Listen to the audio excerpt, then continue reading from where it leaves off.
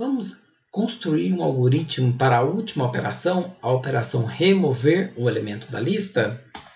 Bom, então consideramos o seguinte contexto, em que há na nossa lista dois elementos, os números 3 e 7, e vamos construir um algoritmo.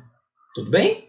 Considere então que veio o comando remover o elemento da posição número 1. O que nós temos que fazer? Nós vamos definir uma variável auxiliar que irá armazenar o valor guardado nessa posição. E nós desejamos retornar este dado para quem chamou a nossa função remover. Assim, então, a nossa variável auxiliar vai receber o valor que está na posição 1, que é o valor número 7. Em seguida, nós vamos atualizar o final da nossa lista, subtraindo 1 a ela.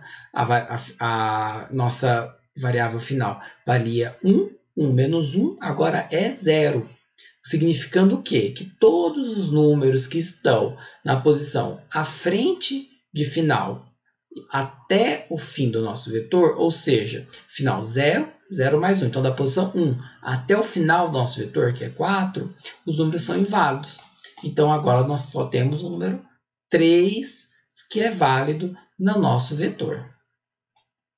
E ao final, então, eu pego o valor que está guardado na variável auxiliar e retorno ele, né, que foi o número que foi removido do nosso vetor. Vamos mais um exemplo? Considere o seguinte contexto em que temos os números 4, 1, 8, 3 e 5 inseridos na nossa lista. Bom, e recebemos o comando remova o elemento da posição 4. Vamos verificar se o nosso algoritmo está correto? Então, nosso algoritmo diz o seguinte: primeiro passo, define uma variável auxiliar. Então, vamos criar uma variável chamada aux, que é a nossa variável auxiliar. Em seguida, a variável auxiliar guarda o elemento da posição.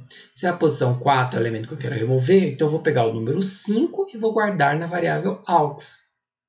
Em seguida, eu vou atualizar o final da lista. O final da lista tinha o valor 4.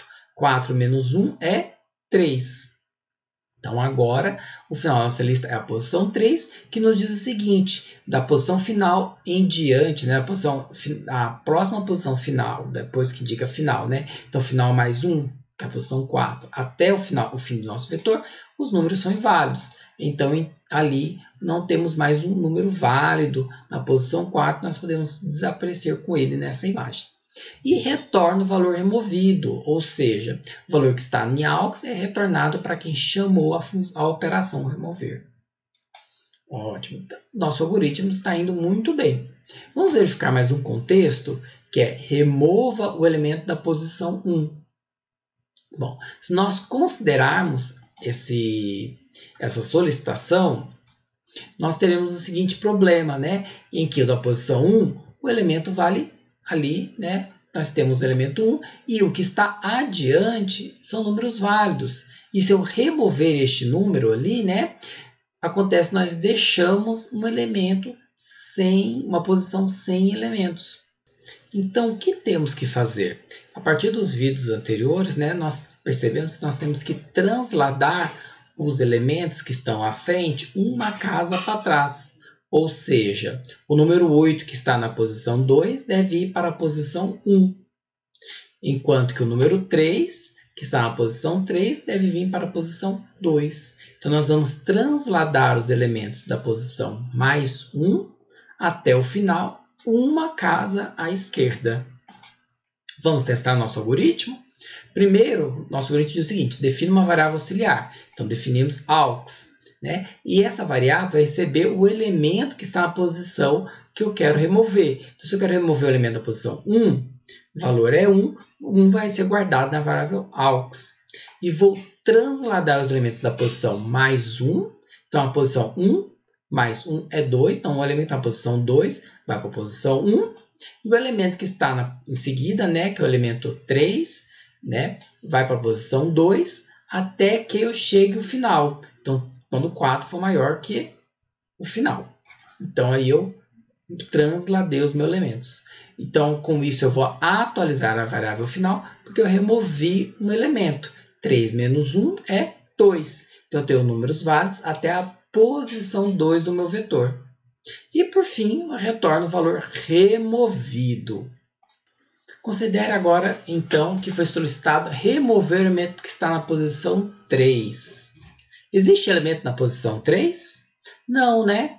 Então, antes de executarmos os passos que nós já definimos, nós temos que verificar se existe o elemento na posição desejada.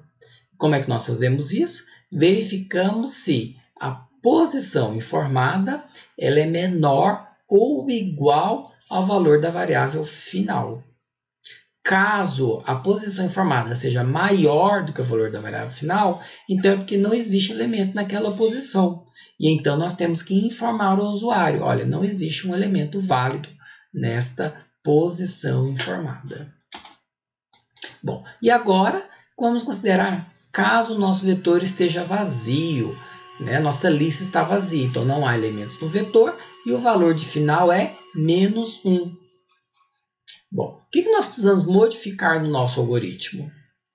Antes de realizar esses passos, nós devemos verificar se a nossa lista está vazia. Porque se ela estiver, nós simplesmente informamos ao usuário, a lista está vazia. Então, ali, né, vamos pedir para que, vamos incluir no nosso algoritmo a verificação se a lista não está vazia. Se ela não estiver vazia, eu executo os passos que a gente já definiu. Agora, se ela estiver vazia, eu informo ao usuário. Então, aqui nós temos o algoritmo para remover o elemento da lista. Vamos aprendê-lo a programar em linguagem C?